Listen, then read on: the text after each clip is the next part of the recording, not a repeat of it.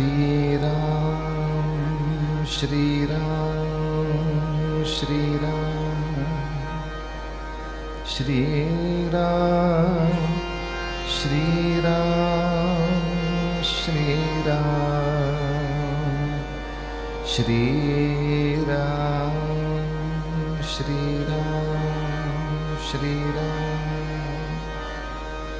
श्रीमन्महागणाधिपतये नमः। श्री सरस्वत्यै नमः। श्री गुरुभ्यो नमः। सर्वदेवेभ्यो नमो नमः। वक्रतुंड महाकाय सूर्यकोटिसमप्रभ निर्विघ्नं कुरु मे देव सर्वकार्येषु सर्वदा। गुरुर्ब्रह्मा गुरुर्विष्णुः गुरुर्देवो महेश्वरः गुरुः साक्षात् परब्रह्म तस्मै श्री गुरवे नमः। मूकं करोति वाचालं पंगुं लङ्घयते गिरिं यत्कृपातमहं वन्दे परमानन्दमाधवम्।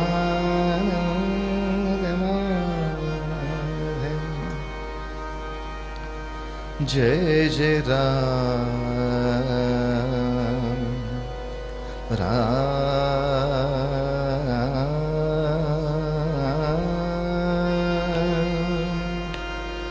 राम। जय जय राम राम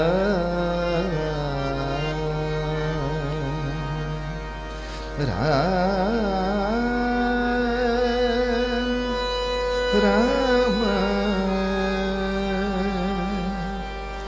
राम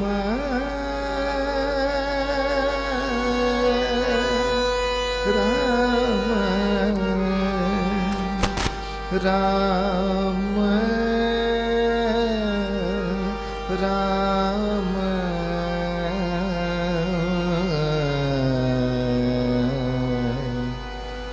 राम कृष्ण हरि।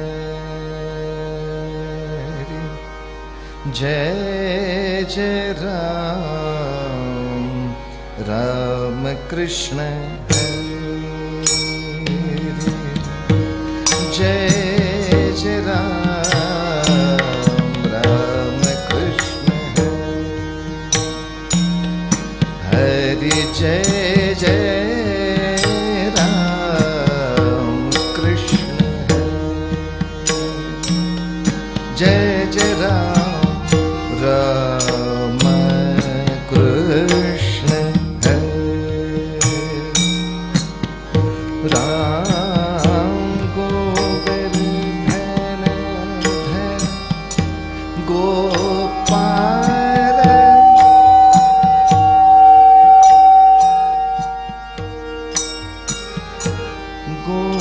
गोवर्धन धर गोपाल नरत गोकुल संकट हारी राम कृष्ण हरि। गोकुल संकट हारी हरि हरि राम कृष्ण हरि। जय जय राम राम कृष्ण हरि। राम राम कृष्ण हरि। पद पद नि धनि सनि सरि सरि ग राम कृष्ण हरि।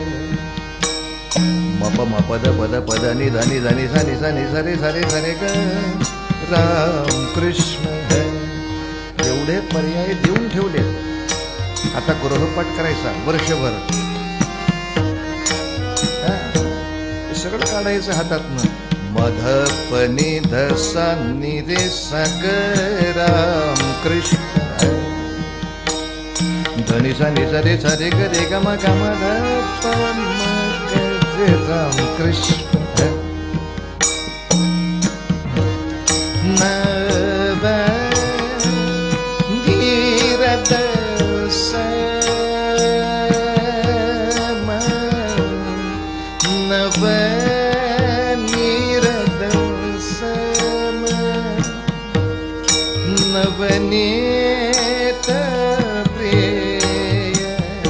नवल विनोद बिहारी राम कृष्ण है।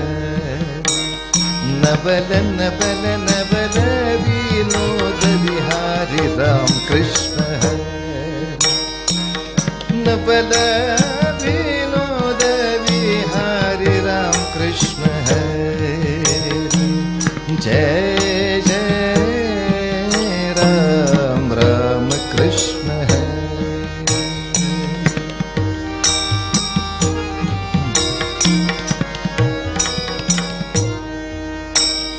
दुर्वासोनुत दुःख विमोचन दुर्जन संगम हारे हारे हारे राम कृष्ण है। दुर्वासोनुत दुःख विमोचक दुर्जन संगम हरि राम कृष्ण है। सारे गम पद नि ध प म ग रे राम कृष्ण है। सारे गम पद नि सा नि ध प म ग रे राम कृष्ण है। सारे गम पद नि सा रे सा नि ध प म ग रे नि ध प म ग रे ध प म ग रे प म ग रे म ग रे राम कृष्ण है। जय जय राम राम कृष्ण है। शरणागत दीना चरणी ने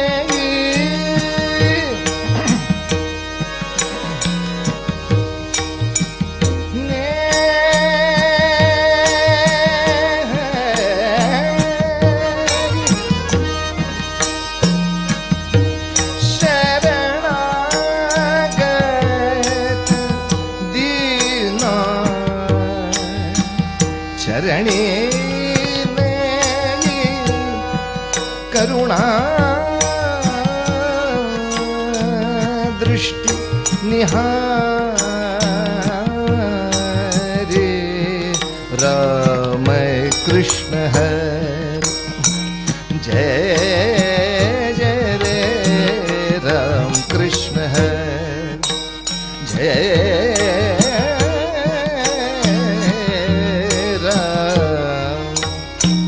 राम राम कृष्ण हरे जय। ये सद्गुरु राया कीर्तन ये सद्गुरु राया। ये सद्गुरु देवा कीर्तन ये सद्गुरु राया। ये सद्गुरु राया।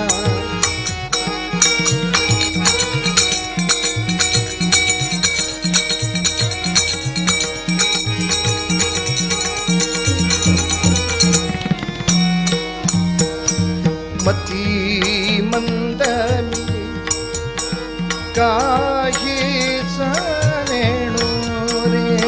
मती मंदमी काहे जानेणो रे। सांख्य अथवा न्याया सांख्य अथवा न्याया कीर्तनी ये सद्गुरु राया। ये सद्गुरु देवा कीर्तनी ये सद्गुरु राया।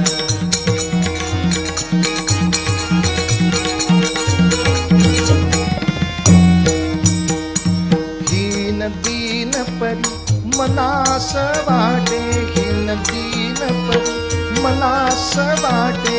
इच्छा तब गुण गाया। इच्छा तब गुण गाया कीर्तनी ये सद्गुरु राया। पम गरे धागे सद्गुरु राया कीर्तनी ये सद्गुरु राया।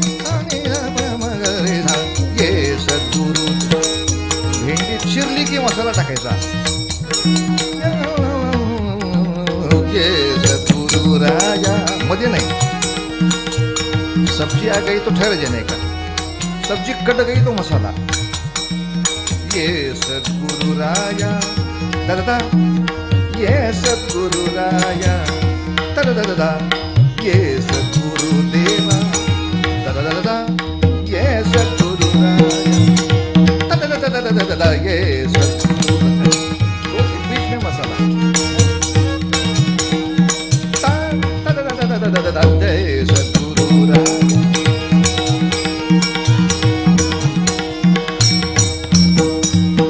जनार्दन सद्गुरु ते विनवी गुरु ते मपधत्तनादन. जनार्दन सद्गुरु ते विनवी निरंजनी चाराया दरर निरंजनी चारा निरंजनी चाराया कीर्तनी ये सद्गुरु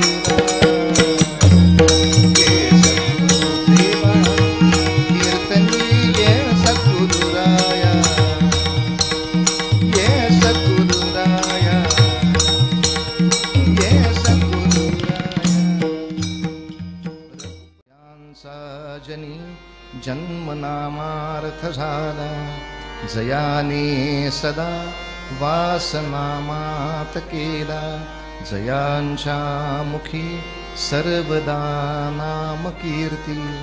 नमस्कार त्या ब्रह्मचैतन्य मूर्ती सद्गुरुनाथ महाराज की. श्री सद्गुरु बाबा महाराज की जय. जय जय रघुवीर समर्थ.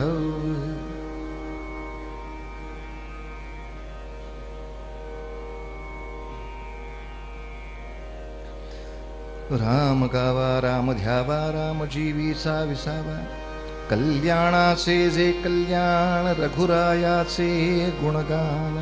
मंगलाचे जे मंगल राम कौसल्येचा बाळ.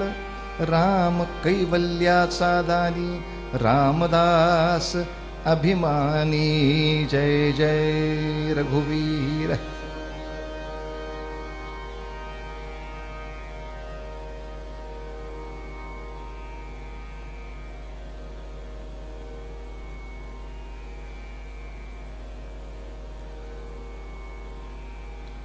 आज आपल्या सगळ्याच भारतामध्ये एक अभियान चालू आहे. विश्वगुरु भारत. भारताला विश्वगुरु पदावर पोचवण्याची प्रत्येकाची तीव्र इच्छा.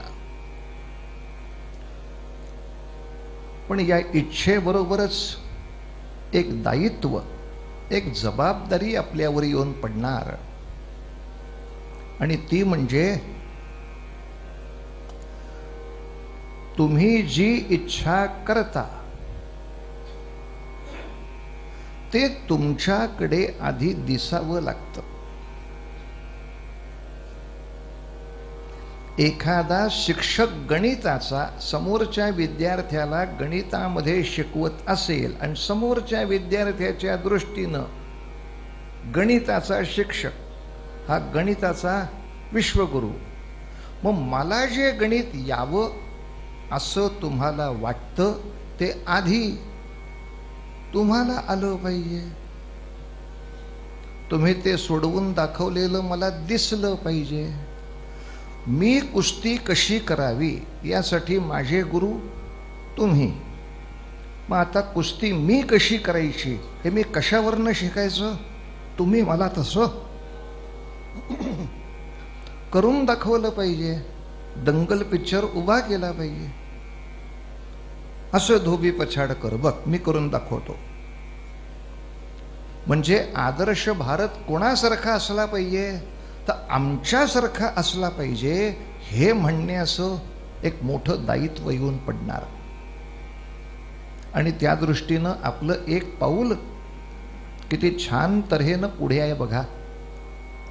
मी 2 दिवसामागे हा विषय बोललो की सगळ्यांची मनं एकत्र जोडायची असतील तर साप्ताहिक मेलन अगदी नाही शक्य झालं तर किमान पाक्षिक म्हणजे 15 दिवसातनं एकदा तरी का होईना सगळ्या समाजाने भगवत उपासनेसाठी 15 दिवसातून का होईना एकदा एकत्र आलं पाहिजे हे जगाला सांगायचा आपल्याला अधिकार आहे आता. पण या ठिकाणी दर पक्षिक आपली जी रामधून चालते ज्याचा काल मी अत्यंत गोड अनुभव घेतला की ज्या उपासनेमध्ये कोणताही प्रांतिक भेद नाही. पंजाबी आहेत, सिंधी आहेत, गुजराती आहेत, मारवाडी आहेत, कानडी आहेत. राम सभी के है तो रामधुन सबके लिए है. मैं कुठलाही भाषिक प्रांतिक असा काही भेद न करता या समर्थ छत्राखाली सगळेजण एकत्र येतात आणि अशी राम उपासना दर 15 दिवसांनी विविध पद्धतीनं का होईना संपन्न होते. याबद्दल या सर्व आयोजकांचे तपस्व्यांचे मनपूर्वक आभार आहेत. येणाऱ्या सगळ्या लोकांच्या प्रति लोटांगण आहे. कारण आज जगाच्या समोर आम्ही उभे असतो, कीर्तनामध्ये बोलत असतो आणि दुर्दैवानं ते आम्हाला करता येत नाही. आपले बुवा तुम्ही तुमचं साप्ताहिक मिलन करू शकता का? मेल्या पुण्यात तर राहिलो पाहिजे मी. 28 दिवस पायाला चाक आहेत. 2 दिवस आपलं घर कुठे बघायला फक्त पुण्याला जायला मिळतं एवढंच. मग जर कोणी विचारलं मग पाक्षिक मिलन कसं करायचं तर किमान आम्हाला सांगता येईल. ग्वाल्हेरचे मठपती कसे करतात तसं पाक्षिक मिलन करायचं. त्यांच्याकडे पाहून करायचं. त्यांच्याबरोबर इतके सगळी माणसं असतात त्यांच्याकडे बघून शिकायचं की या सगळ्यांचं उपासनेसाठी पाक्षिक मिलन काय आहे. वा रे वा, फार गोड. आपण आपल्या मनाला आणि आपल्या दिनचर्येला एक सवय लावून दिली आहे. अनेकांच्या मुखातून मी काल ते ऐकलं की आम्ही 15-15 दिवस वाट बघत असतो, अब अगला कब है. मैं असं होत नाही. आता काय बोलवलं जावंच लागणार आहे न जाऊन सांगता डोक्यावर दिलं नाही आहे, डोक्यात आलेलं आहे. त्यामुळं प्रश्न येत नाही. आपल्या सगळ्यांचा खूप गोड सहभाग आहे. फार छान, फार छान.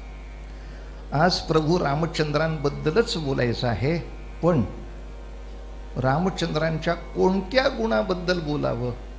पण पहिल्याच दिवशी आपण असं पाहिलं की वाल्मिकींनी नारदांना प्रश्न केला आणि जवळजवळ 16 गुणांची यादी दिली.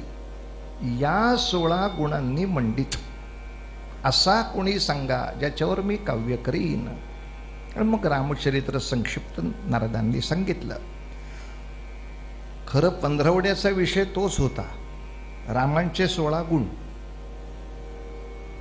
ते त्यांच्या चरित्रात कुठे कुठे प्रगट होतात. कारण एका दिवसाला एकच गुण पुरतो इतकं ते मोठं प्रकरण आहे.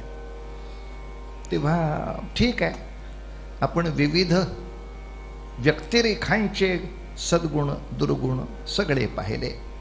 आज रामचंद्रांच्या अनेक गुणांपैकी एक महत्त्वाच्या गुणाकडे फक्त जाऊया आणि तो एक महा सद्गुण असा विजेतव्या लंका चरणतरणीयो जलनिधी विपक्ष पौलस्त्यहरण भुवि सहाय्याश्च कपयः तथाप्येको रामः सकलमवधीत राक्षसकुलं क्रिया सिद्धि सत्वे वसति महतां नोपकरणे.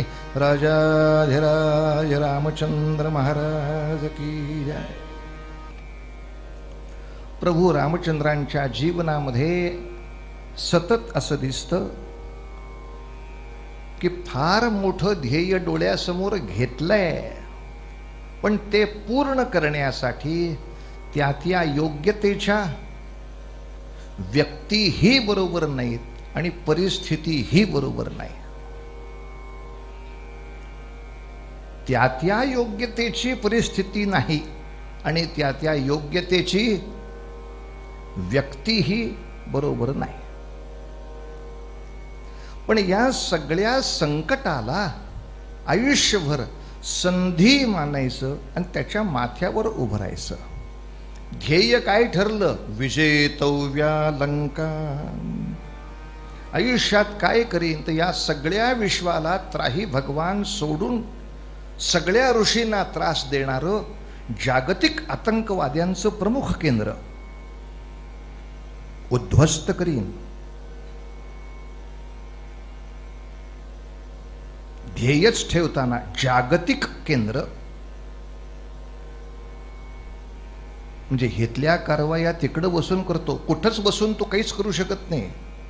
केंद्रच उद्ध्वस्त करीन. विजेतव्या लंका. बरं, हे सगळं करण्यासाठी जायचं असेल तर साधन समुद्र ओलांडायला चरण तरणीयो जलनिधी.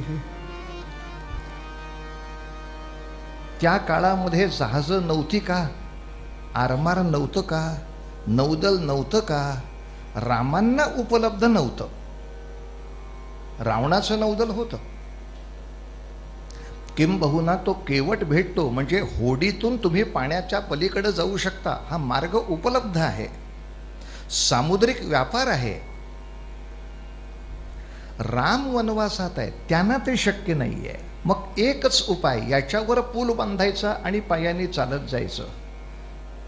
आम्हाला जर हा ऑप्शन दिला असता तर आम्ही याच्यावर 50 वर्ष पत्रकार परिषद घेतली असती. आम्हाला जायचं होतं हो लंकेत, जाणार कसं? नावाच नाहीत. कारण सांग. कारण दाखवा नावाची नोटीस आयुष्यभरासाठी बसलेली आहे. रामचंद्र सांगतात कारण असणारच आहेत. नाही ना उपाय, चरण तरणीयो जलनिधी. बरं, शत्रू तरी बिंडोक असावा, त्याचा फायदा आपल्या राजकीय पक्षाला होतो. शत्रू बिंडोक असल्याचा फायदा आपल्याला होतो असं पहिल्यांदा वाटलं होतं. पण नंतर लक्षात आलं शत्रू जेवढा बिंडोक आहे त्याच्यापेक्षा बिंडोक त्याचे मतदार आहेत. त्यामुळे त्याच्या बिंडोकपणाचा तसा काहीच फायदा नाही. बिंडोक बिंडोकालाच मत देणार आहेत. डोकी असणारी शोधावी लागतील. हो, पण जो मनुष्य राजकीय व्यासपीठावरून सांगतो मी सगळ्या हिंदुत्ववाद्यांना भारताच्या बाहेर हाकलून देणार आहे, असं राजकीय व्यासपीठावर सांगितल्यानंतर भारतातले हिंदू त्याला मतदान करतात. बरं, हे निवडून आल्यानंतर केलेलं वक्तव्य नाही आहे.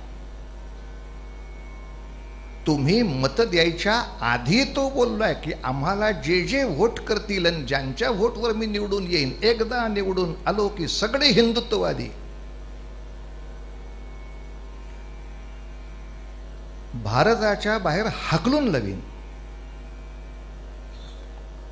आणि त्यांचे आम्ही कार्यकर्ते आहोत असं सांगणारे प्रत्येक गावात प्रतिष्ठित, त्यांचेच आम्ही अनुयायी आहोत असं अभिमानाने सांगणारे मोठमोठे नेते प्रत्येक प्रदेशात स्वतःचे फोटो लावणार आणि हिंदुत्ववाद्यांना घालवणाऱ्या माणसाचा फोटो सगळ्यात आपल्या शेजारी ठेवणार, याचेच आम्ही मित्र. आणि हे सगळे फोटो हिंदूंचेच. म्हणजे शत्रू बिंडोक असून काही होत नाही, त्याला समर्थक तर तेवढेच बिंडोक मिळाले तर बिंडोकांच्या बहुसंख्याकांची ताकद घेऊन तो सज्जन अल्पसंख्याकांना कसंही मारू शकतो. 100 कोल्हे आणि 2 सिंह यांच्यामध्ये झुंज लागली तर सिंहाचं सिंह पण उपयोगाला येत नाही. लोक संख्येची ताकद लक्षात घेतात आणि 100 कोल्हेच जिंकतात. हा निसर्ग आहे. तेव्हा सिंहाने फक्त आपण सिंह आहे या गुरमीत जाऊ नये. 100 सिंह तयार करणं आवश्यक आहे, अन्यथा कोल्हेच राज्य करणार आहेत. रामचंद्रांच्या बाबतीत त्यांना तेही सुख नाही. विपक्ष म्हणजे शत्रुपक्ष कोण? पौलस्त्य, पुलस्ती ऋषींचा मुलगा. आणि रणभुवी सहाय्याश्च कपयः, म्हणजे रणांगणामध्ये अशा राक्षसाबरोबर युद्ध करायला माझ्याकडे सैनिक कोणचे? तर त्यांच्यापेक्षा वैज्ञानिक दृष्ट्या खूप मागे असलेले. राक्षसांची जेवढी वैज्ञानिक प्रगती आहे तेवढी वानर साम्राज्याची झालेली नाही. रावणाकडे वायुदल आहे आणि इतकं जबरदस्त वायुदल आहे की तो आकाशातल्या आकाशात त्या वायुदलाच्या यानामध्ये इंधन भरू शकतो, जी अजून आपली ताकद नाही आहे. जगात नाही अजून कोणाला सापडलं की आकाशातल्या विमानामध्ये आकाशातच पेट्रोल पंप करता येईल. तो आकाशातून विमान उडवताना आकाशातच त्याच्यात इंधन भरू शकतो. इतकं प्रगत रावण प्रकरण आहे. आणि त्याच्याबरोबर युद्ध करण्यासाठी जे हातात आहेत ते कपीगण आहेत, जे झाडं मुसळं अशा रीतीची जास्त युद्ध करणार आहेत. रणभुवी सहाय्याश्च कपयः, म्हणजे सगळंच म्हणाल तर आपल्या ध्येयाच्या विरुद्ध चाललंय. पण तथाप्येको रामः, तरी सुद्धा रामचंद्राने सकलमवधीत राक्षस कुलम, त्या सगळ्या राक्षस कुळाचा वध केला. आणि म्हणून क्रिया सिद्धी सत्वे वसती, सुभाषितकार सांगतात कोणत्याही माणसाच्या क्रियेची सिद्धी, ते काम होईल का नाही हे कशावर ठरतं? तर त्याच्या सत्वावरती ठरतं, उपकरणावरती ठरत नाही. क्रिया सिद्धी सत्वे वसती महतान न उपकरणे. माझ्याकडे हे उपकरण नव्हतं म्हणून मला, माझ्याकडं काहीही उपकरण नसताना हे व्हायला हवं असं मी ठरवलंय आणि ते होणार आहे. मग ते कोणत्या मार्गाने करीन, माझ्या बुद्धीचा कस आहे, पण त्याला योग्य उपकरण नाहीत. आपण म्हणाला फळे बुवा याचा काय उपयोग आहे का रामाच्या गुणाचा? का नाही, सगळ्यांना उपयोग आहे. पुरुषांना आहे, स्त्रियांना आहे. आपले बुवा समजा चुकून माकून बोलवले गेले, या बुवा चहा प्यायला या, येतो. पण आम्ही तिघं आणि आणखीन दोघं एवढे तरी किमान यायला पाहिजेत. चालेल. झालं, 5 माणसं घरात आली. यजमानाने स्वयंपाकघरात सांगितलं, ऐकलं का? काय? बाहेर 5 कपटी.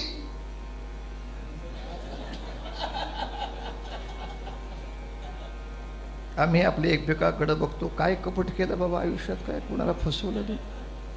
हे हिंदी आपलं इंग्रजी मराठीचं जोड आहे. हा कप आणि टी असं त्याला 5 कप चहा पाहिजे त्याला इकडे बाहेर.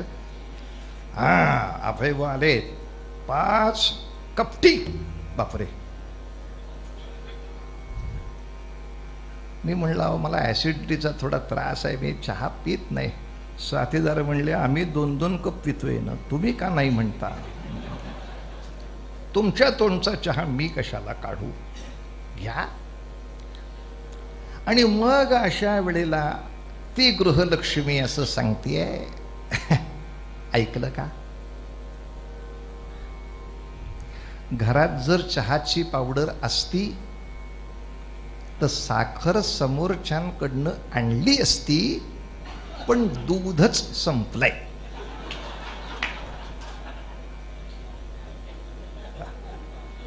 चहाची पावडर असती नाही, साखर आणली असती तीही नाही, आणि दूध संपलंय. मी शिल्लक काय?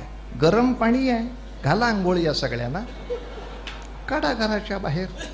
अशी जर परिस्थिती आली तर आठवण कोणाची करायची? विजेतव्यालंका चरणतरणी जलनिधी. माझा आतिथ्य धर्म मला पूर्ण करायचा आहे. चहाची पावडर, साखर आणि दूध 3 गोष्टी नाही आहेत. काय आहे याचा हिशोब पटकन करू.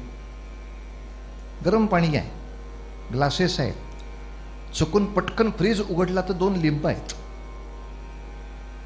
झाली पटकन 2 लिंब आली, यांनी कापली, गरम पाण्यामध्ये पिळली, सगळ्या पेल्यामध्ये घातलं.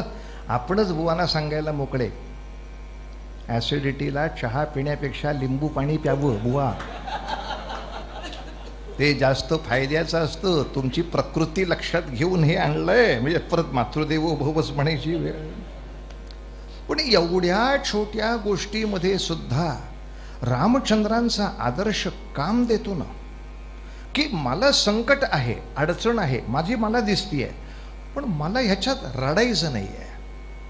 ह्याच्यातून काय वाट काढायची ही मला संधी आहे, माझी बुद्धी वापरायला संधी. सगळंच जर चांगलं मिळालं तर डोकं वापरायला संधी कुठं आहे? पूर्वी आपले आजोबा किंवा काका सांगायचे, काय सांगू बाळा तुला, आमचं जेव्हा लग्न लागलं ना, म्हणजे ते काका काकूचं, तेव्हा घरात 1 खाट, 1 चटई आणि फक्त मटका एवढंच होतं बरं. मग शाळेत नोकरी केली, प्रपंच करत करत 10-10 रुपये साठवले, मग फ्रीज घेतला, अजून 4 रुपये साठवले, मग टीव्ही घेतला. हे सांगण्यामध्ये त्यांना जो मजा आहे तो आजच्या पोरांना कधी मिळायचा? कारण हे सगळं असल्याशिवाय ते लग्न करत नाहीत. मग मला लग्न करायचंय तर ह्याच्याकडे आधीच टीव्ही पाहिजे, आधीच फ्रीज पाहिजे, आधीच सगळं पाहिजे, आधीच गाडी. मग तुम्ही एकत्र येऊन काय मिळवणार? मग एकत्र आल्यावर ध्येय एकच आहे, हे उधळायचं कसं? लग्न होण्यासाठी याची काय गरज आहे? मनुष्य चांगला असणं, तो संकटाशी तोंड देऊन पुढे जायला सिद्ध असणं, घरातली माणसं एकमेकांशी प्रेमळ असणं, हा विवाह संस्काराला पुरेसा विषय नाही का? सगळं चांगलं असताना अशी लग्न मोडलेली बघितली आहेत. का हो लग्न मोडताय? त्यांच्याकडे अजून टीव्हीच नाही. आणतील ना ते. माझ्याकडं काहीतरी नाहीये आणि मी माझ्या कष्टाने ते मिळवलं, याचा कुठेतरी आनंद देऊ दे ना त्यांना. म्हणून शहाण्या आईबापांनी पोरांना सगळं कधी देऊ नये, काहीतरी ते मिळवायला लावावं. नाही तर स्वतःच्या कष्टांनी मिळालेल्या गोष्टीचा आनंदच तू घेऊ नाही शकणार. तू मिळवून दाखव, तू मिळव.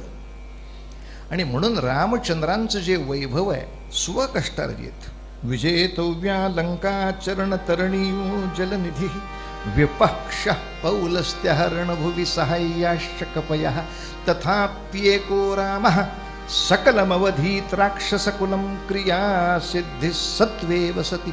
क्रियेची सिद्धी ही स्वतःच्या स्वत्वावर आहे, न उपकरणे. रामचंद्रांच्या एका गुणाबद्दल बोललो, अगदी एका गुणात थांबायला नको, म्हणून अधिक एका गुणाचा विचार करू. आणि ते म्हणजे रामचंद्रांची मित्रता. रामचंद्रांची मित्रता अशी आहे, त्यांनी त्यांच्या स्वतःच्या निर्मळ वागण्याने सर्वांशीच मैत्री प्रस्थापित केली आहे. त्यामुळे मित्राला जसं आपण काही सुचवू शकतो, सांगू शकतो किंवा शिकवू शकतो, तो माझा दोस्त आहे ना, असं पण नाही व्हायला पाहिजे. या अधिकारांनी रामचंद्र कोणालाही शिकवू शकतात. ते आईला शिकवतात, सुग्रीवाला शिकवतात, ते विभीषणाला शिकवतात.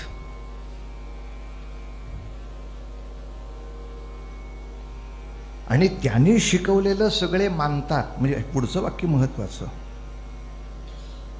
आपले बुवा पण अनेकांना शिकवतात, उपयोग काय बुवाचा? लोणचं घाला, तसाही काही उपयोग नाही. कुठपर्यंत लोकांनी त्याचं म्हणणं मानावं? वनवासाला निघाल्यानंतर राम लक्ष्मण सीता 3 वनवासात निघाले आणि आता कौसल्या सांगतेय, आई स्वतःची, मला सुद्धा ने वनात. पितृवचनासाठी जातोयस ना, मग पितृवचनापेक्षा मोठं आहे मातृवचन. पण आधी मातृदेवो भव आणि मगच पितृदेवो भव. मग आई सांगतीये तुला, मला घेऊन चल. चल, ते म्हणतायत ना जा, मलाच घेऊन चल. मग अशा वेळेला आईला सांगावं रामचंद्राने, साग मध गमग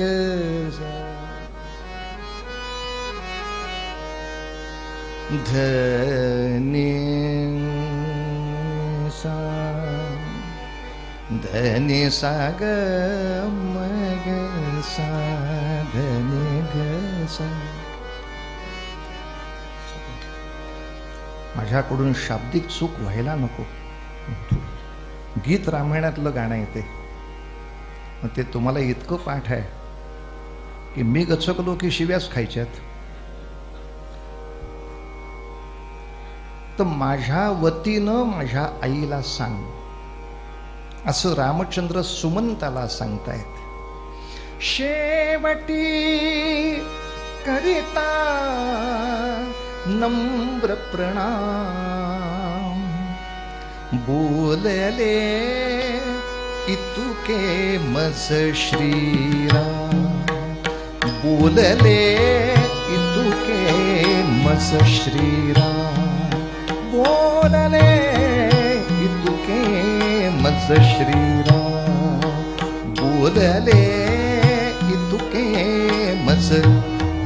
आईला सांगितलंय, वडीलपणाची जाणीव सोडून, वडीलपणाची जाणीव सोडून, सवतीशी करी वर्तन जननी. सवतीशी करी वर्तन जननी. मग्न पतीच्या रहा पूजनी. मग्न पतीच्या रहा पूजनी. तव हृदया विण त्या जीवासी अन्य नसे विश्राम. बोलले इतुके मज श्रीराम. बोलले इतुके मज श्रीराम. बोलले इतुके मज श्रीराम. कैकेयीमुळे मला जावं लागलं. तू थोरली राणी आहेस, कैकेयी धाकटी राणी आहे. तो वडीलपणाची जाणीव सांडून, मी थोरली आहे ही जाणीव सांडून टाक आणि सवतीशी करी वर्तन जननी. आपल्या सवती बरोबर म्हणजे कैकेयी बरोबर, जिच्यामुळे मला जावं लागलं तिच्याशी प्रेमानेच वाग.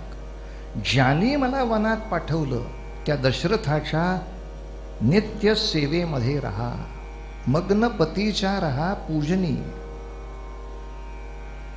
का बरं? कैकेयीच्या वागण्यामुळे आधीच बाबांच्या हृदयाला जखम झाली आहे.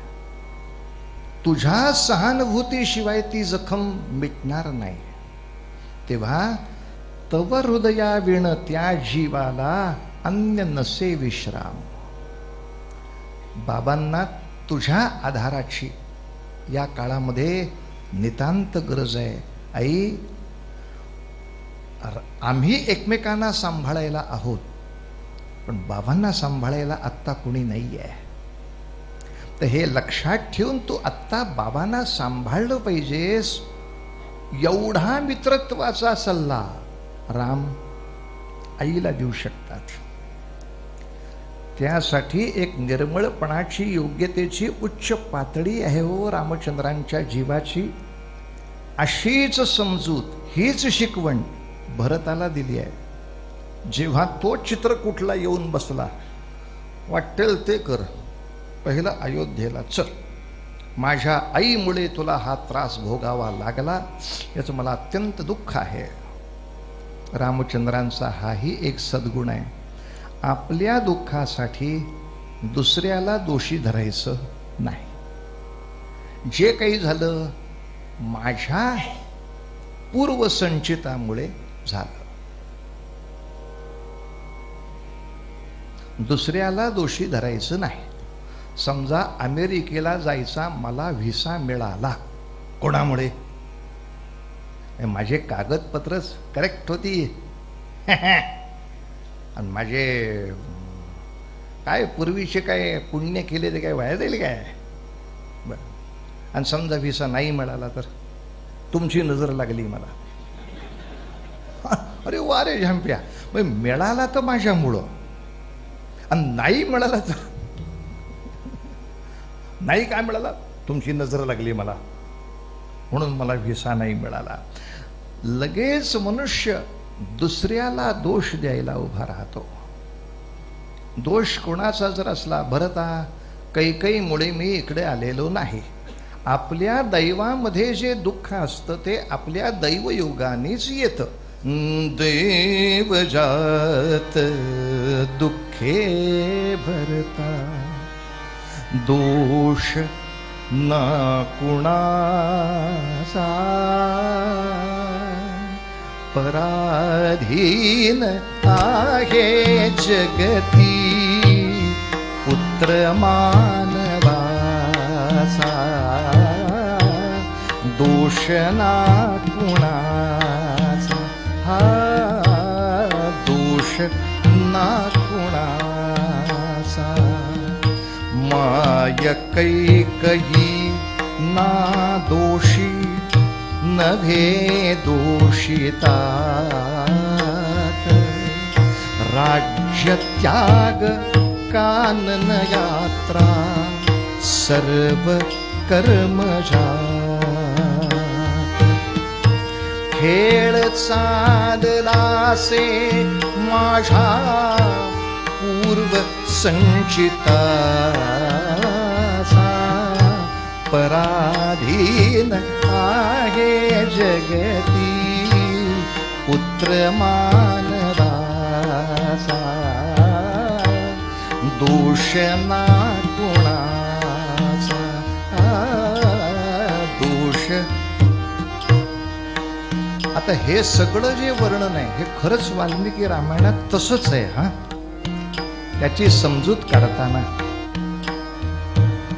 एक जागतिक नियम त्याला समजावून सांगितलाय. भरता लक्षात ठेव, अंत उन्नतीचा पतनी होय या जगात. उन्नती म्हणजे वर जाणे. कोणत्याही उन्नतीचा अंत खाली उतरण्यानेच होणार, त्याला पर्याय नाही ना. अंत उन्नतीचा पतनी होय या जगात, सर्व संग्रहाचा वत्सा नाश हाच अंत. वियोगार्थ मिलन होते नेम या जगाचा, पराधीन आहे जगती पुत्र मानवाचा, दोष ना कुणाचा. नको आग्रहाने मजसी परतवू सव्यर्थ, पितृवचन पाळून दोघे होऊ रे कृतार्थ. मान वाढवी तू लोकी अयोध्यापुरीचा, पराधीन आहे जगती पुत्र मानवाचा, दोष ना कुणाचा. राजाधिराज रामचंद्र महाराज. या एका गाण्यामुळे आपल्या किती समस्या मिटल्या सांगा बरं.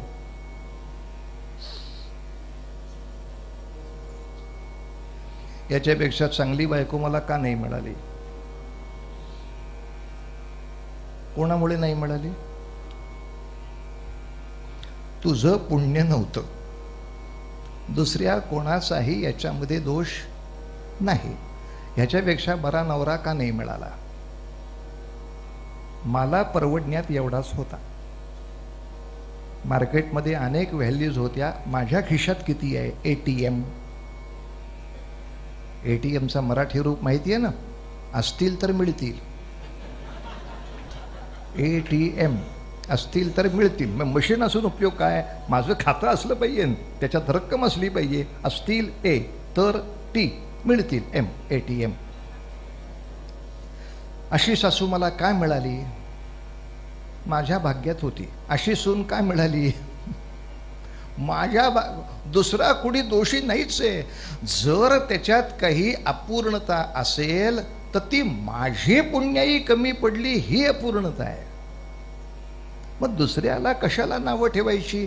नावच ठेवायची असतील तर ती स्वतःला ठेवायची. मग आहे हा वर्तमान काळ वाया कशाला घालवायचा?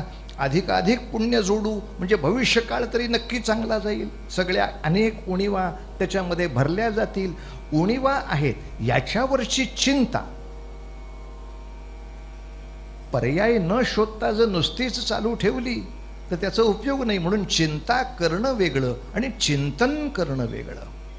चिंतनामध्ये त्या उणीवा उद्या भरता कशा येतील, परवा कशा भरून काढता येतील.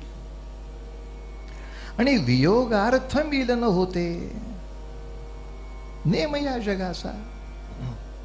त्यामुळे भरताला सुद्धा ते समजावू शकतात. एक आणखीन उदाहरण जे खूप अवघड आहे, आणि ते म्हणजे सगळी वानरांची सेना लंकेमध्ये पोचलेली असताना आणि आता वानर मुख्य लंकेच्या राजधानीच्या पलीकडे आपले तंबू ठोकत असताना, कारण लंका हे बेटाचं नाव आहे, तसं लंका ही राजधानी आहे. ती मध्ये आहे, 3 डोंगरांच्या मध्ये. 3 डोंगरांच्या पलीकडे समुद्रापर्यंतचा एक मोठा पट्टा रिकामा आहे. तिथे तंबू राहुट्या ठोकणं चालू आहे. असं वानरांचं काम चालू असताना हे काय बांधकाम करतायत हे बघायला रावण पर्वतावर आला. सुग्रीवानं ते पाहिलं आणि धाडकन उड्डाण करून त्याच्याशी युद्धच सुरू केलं. रावणाने माया पसरायला सुरुवात केली, तसं रामचंद्रांनी आपली शक्ती वापरून ती माया नष्ट केली. सुग्रीवाला सुखरूप परत आणलं आणि नम्रपणे का होईना पण त्याची कान उघडणी केली. ही सगळ्यात अवघड अवस्था असते, कारण लंकेमध्ये रामाच्या वतीनं किती लोक आहेत? राम, लक्ष्मण, विभीषण, त्याचे 5 मंत्री, संपलं. बाकी सगळीच्या सगळी संख्या कोणाच्या हातात आहे? फक्त सुग्रीवाच्या. जर आता तुमचं सुग्रीवाचं भांडण झालं आणि समजा सुग्रीवाचं डोकं फिरलं, तुमचं माझं पटत नाही का? तुम्ही राहा लंकेत, चला सगळे किष्किंधेला, तर लंकेत किती माणसं उरतील? 99% जास्त अधिकृत सगळे सुग्रीवाचे आहेत. पण म्हणून मग तो म्हणेल त्याला हो म्हणायचं का? मग त्यांनी चुका केल्यावर वा वा वा, तुमच्यासारखी माणसं भारताला मिळाली, हे फार मोठं भाग्य आहे का? त्याच्यासाठी जगायचं आहे. स्वार्थासाठी त्याच्या चुकीला मी चांगलं म्हणू का? मग मैत्री राहत नाही. रामचंद्रांची निर्मळता ती आहे, निर्मळ मैत्री आहे ना. मग व्यवहारामध्ये खाली भरी काही झाली चालेल, मैत्रीमध्ये मित्रातले दोष मला नाही चालणार. आमची काय फक्त पत्ते खेळण्यापुरती मैत्री आहे, बाकीच्या वेळेला तो काय बिड्या बघतो, आम्हाला काय करायचं आहे, ही असली मैत्री नाही रामाची. कारण शेवटी मित्रांवरून मी ठरतो. माझे मित्र माझ्यासारखे छान असले पाहिजेत. आणि सुग्रीवा हे साहस असले, भूपती सतुज मोडी न शोभले. सुग्रीवा, हे जे अचानक उड्डाण केलंस ना, चांगलं नाही केलंस बरं. मला कल्पना दिली नाही, लक्ष्मणाला कल्पना दिली नाही, धाडकन उड्डाण करून निघून गेलास. तुला रावणाला मारता येणार नाही अशातली गोष्ट नाही, माझा अविश्वास नाही. पण तुला एकट्यालाच ते मारायचं होतं, मग या सेना आणल्या कशाला? तूच उड्डाण करून यायचं होतं. आपल्याला सगळ्यांच्या योगदानाने एक गोष्ट करायची आहे ना, मग असा आगाऊपणा कशाला करायचा? तुला जमत नाही म्हणून वानरांची सेना पण नाही आणलेली, हे मारुतीला पण जमलं असतं पहिल्याच भेटीत. मग हे सगळं मारुतीने सुग्रीवानी जर करून टाकलं तर मग बाकीचे वानर काय करायचे? फक्त महाप्रसादाला जाणायचे का? यांची पण इच्छा आहे ना की मी पण काही करावं, मी पण काही दे ना त्याला, एक चटई घालायला दे, एक सतरंजी घालायला दे, त्याला सगळं बीच करतो कशाला? त्यांना पण ते एक संधी द्या ना. आणि फार सुंदर शब्द सांगितलाय रामचंद्राने, सुग्रीवा कोणत्याही मोठ्या माणसाने विक्रम नंतर करावेत, आधी योजना करावी. नंतर विक्रम, आधी योजना. अविचारे जय कुणाला भले. आणि या दृष्टीने सुग्रीवाला सुद्धा उपदेश केला. त्याच्याही पलीकडे जाऊन जेव्हा राम रावण युद्ध संपलं, रावणही संपला, तेव्हा बिभीषणाला सांगितलं तू तुझ्या भावाची उत्तरक्रिया केली पाहिजेस.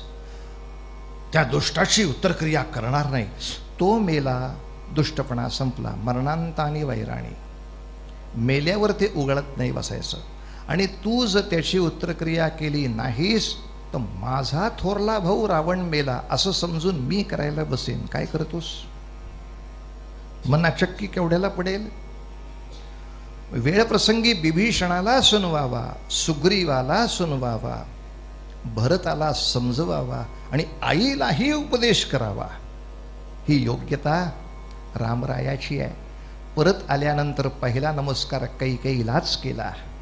कैकेयीनं म्हणावं, का रे सगळ्यांच्या समोर मला खिजवतोस का रे? आई, कशासाठी खिजवायचं? अगं तुझ्यामुळे किती फायदा झाला तुला माहीत नाही. एका वाक्यात सांगायचं असेल तर त्याचा एक श्लोक आहे मोठा. श्लोकाचं विवरण किमान तासभराचं फार सुंदर आहे, पण एका वाक्यात सांगायचं असेल तर असं सांगता येईल. आई कैकेयी, कौसल्येनं मला जन्म दिला आणि मला जग दाखवलं. कौसल्येनं मला जन्म दिला आणि मला जग दाखवलं, पण तू मला वनवासात पाठवलंस आणि जगाला राम दाखवलास. राम ही काय चीज आहे हे सगळ्या जगाला कशामुळे कळलं? तू पाठवलंस म्हणून कळलं. तूच अयोध्येमध्येच मला ठेवला असतास, माझा छोंड्या गतो, माझा पंप्या गतो, माझा लाडू गतो, माझा पंप्या बसा करत होता. चल जा जंगलामध्ये, खा कंदमुळं, कर राक्षसांच्या बरोबर काय सामना करायचा तो. वारे वे, दुबळेपणाची कौतुक. नंतर विक्रम, आधी योजना. यासाठी आज एक योजना कानावर घालायची आहे, ज्या योजनेमध्ये प्रत्येकाची हातभार महत्त्वाचा आहे.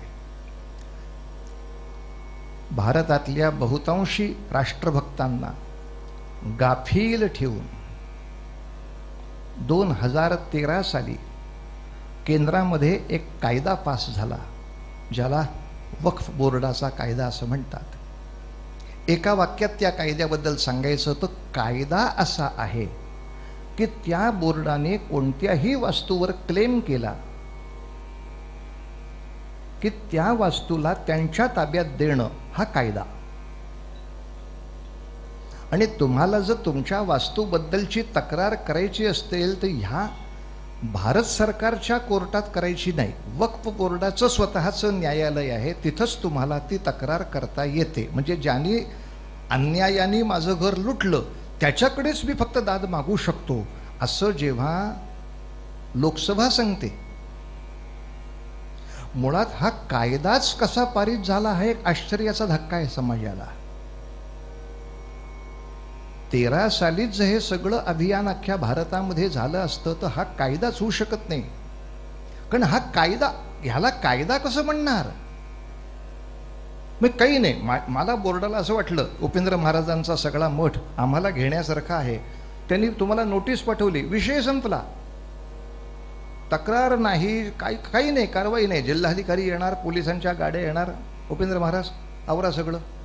का? त्यांनी सांगितलं ही आमची जागा आहे, दॅट्स ऑल. निघून दे. मग मी कुठं राहू ते तुमचं तुम्ही बघा. आणि असं अन्यायाने तुम्हाला घराबाहेर काढणं हे कायदेशीर आहे. आणि याच्या विरोधात उपेंद्र महाराजांना, राघवेंद्र महाराजांना, आप्पा महाराजांना तक्रार करायची असेल, कुठे जाऊ? हायकोर्टाला, सर्वोच्च न्यायालयात. भारताचा सर्वोच्च न्यायाधीश तुम्हाला न्याय देऊ शकत नाही. मग जायचं कोणाकडे? ज्याने लुटलं त्याच बोर्डाच्या न्यायालयात. आणि हे शिकवतंय कोण आम्हाला? लोकसभेतले खासदार. कायदे कोणी केले? लोकसभा राज्यसभेमध्ये पारित कसा झाला हा कायदा? पण झाला. आता झाला तो झाला, विषय तो नाही. आता तो कायदा बदलायचा. हे सगळे निरंकुश अधिकार त्या बोर्डाला ठेवायचे नाहीत.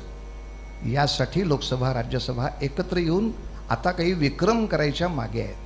पण त्याच्या मागे योजना अशी आहे की दाखवावं असं लागेल की भारतातल्या 140 कोटीपैकी बघा 100 कोटी लोकांना असा कायदा नको आहे, बदलायला. शेवटी जनतेने मागणी करावी लागते साहेब, कारण प्रजासत्ताक राष्ट्र आहे. प्रजासत्ताक राष्ट्रामध्ये राजा कोण आहे? प्रजा आहे. त्याने बोललं पाहिजे ना, मला हे नको आहे, मला हे नको आहे. आणि यासाठी मुद्दाम सरकारने ईमेल करायची योजना सुरू केली आहे की या कायद्यावर तुमचा विचार काय आहे तो तुम्ही सरकारला ईमेलद्वारे कळवायचा आहे. आता ज्या काही आजी आजोबांना हे येणार नाही हे मलाही कळतं, पण त्यांनी आपल्या नातवंडांना पकडायचं, त्याच्या वर्गातल्या अनेकांना पकडायचं. त्या सगळ्या कार्ट्यांकडे ईमेल आहे. त्याचा फॉर्मॅट काय असतो, कसं ते टाईप करायचंय, कशा तऱ्हेनं ती ईमेल पाठवायची आहे, आई आजारी असल्यानंतर कशा गोळ्या द्यायच्या आपण शिकलो का नाही? आपल्याला काय, आपल्या जन्माबरोबर नर्सिंग शिकून नाही आलो आपण, पण आईला गरज लागली की आपण जसं शिकतो तसं आज राष्ट्रमातेला आपल्या तंत्रज्ञानाची गरज आहे. जेव्हा 50 कोटी ईमेल सरकारकडे जातील तेव्हा सरकार वेगळ्या आवाजात बोलू शकेल. बघा, भारतातल्या 50 कोटी लोकांनी मागणी केली आहे की हा कायदा नको आहे म्हणून, तर त्याच्या आवाजाला काही वजन येईल, भारताच्या लोकांचा त्याच्यामध्ये काही सहभाग येईल. आणि ते सगळं कसं करायचं काहीच नाही सापडलं. उद्याचा अख्खा दिवस मी इथे पडलेला आहे, मला पकडा. त्यातून नाही जमलं तर तंत्रज्ञानामध्ये ही सगळी माणसं वाकबगार आहेत. आमचे सप्रे साहेब आहेत, आमचे दिनेशजी आहेत, आणि यासाठी ते कुठलीही फी तुमच्याकडनं घेणार नाहीत, मला नक्की सांगतो. पण समजावून सांगतील, अशी ईमेल टाक, अशी ईमेल टाक, अशी ईमेल टाक. हे टाकण्याची मुदत, आपली मतं किती पडली याची मुदत फक्त 10 सप्टेंबरपर्यंत आहे. 10 सप्टेंबरपर्यंत जर 140 करोड पैकी किमान 1/3 बहुमताची गरज लागते कुठल्याही विधानाला. जर 40-50 करोड ईमेल गेल्या नाहीत तर विरोधी पक्ष म्हणू शकतो भारतातल्या फार थोड्या लोकांना ह्या कायद्याबद्दल आक्षेप आहे, बाकी सगळ्यांना हा मान्य आहे, कायदा चालू ठेवा. या न्यायाने खरं सांगतोय, तुम्ही आम्ही आपापल्या घरात त्यांच्या दयेवर राहतोय, आपल्या मालकीने आपण राहत नाही आहोत. त्यांनी फक्त अजून माझ्या घरावर क्लेम केला नाही म्हणून मी माझ्या घरात राहतो आहे. हा कायदा असाच चालू राहिला तर जेव्हा केव्हा त्यांना वाटेल ते कोणत्याही जागेवर क्लेम करू शकतात आणि कायद्याने तुम्हाला बेघर करून ती प्रॉपर्टी घशात घेऊ शकतात. एक प्रचंड मोठी दरोडेखोरीच कायदा या नावाने भारतामध्ये प्रचलित झाली आहे. या दरोडेखोरीला कायदा हे विशेषण लागले, ते नष्ट व्हावं आणि पुन्हा न्यायाचं राज्य यावं. आमची कुठलीही तक्रार भारताच्या सर्वोच्च न्यायालयाच्या समोर गेली पाहिजे. सर्वोच्च न्यायालयाच्या न्यायाधीशाचं म्हणणं भारतातल्या कोणत्याही धर्मातल्या, कुठल्याही जमातीच्या, कुठल्याही पंथाच्या माणसाला बंधनकारक असलं पाहिजे, तर त्याला एक राष्ट्र म्हणता येईल. अन्यथा तुमच्या आमच्या सगळ्या देशाची धर्मशाळा करून असूनही खास मालक घरचा आणि म्हणती चोर त्याला, अशातली गोष्ट आली आहे. पण असो, परत पूर्वरंगाचा मुद्दा. संकट आहे, रडायचं का? नाही रडायचं. कशामुळं संकट आलं? पूर्वसंचित. 70 वर्षात जागे झालो नाही, राज्यसभेचा हा विचार केला नाही. मग ठीक आहे, मागचं होऊन गेलं. आता आपलं पुण्याईचं काम असं घट्ट व्यवस्थित करू की ज्यायोगे सरकारच्या हातामध्ये एक सज्जड मोठा आधार राहील, हे पाहिजे. आणि अशा अडचणी असताना सुद्धा भारतामध्ये न्यायाचं राज्य उभं करण्यामध्ये आपण जर यशस्वी झालो तर आपण सांगू शकतो, हम राम के है तो हमारा काम तो होना ही है. राम गावा राम ध्या, राम गावा राम ध्या, राम जीवीचा विसावा, राम जीवीचा विसावा. राम गावा राम ध्यावा, राम गावा राम ध्यावा, राम ध्यावा राम ध्यावा. राजाधिराज रामचंद्र भगवान की जय.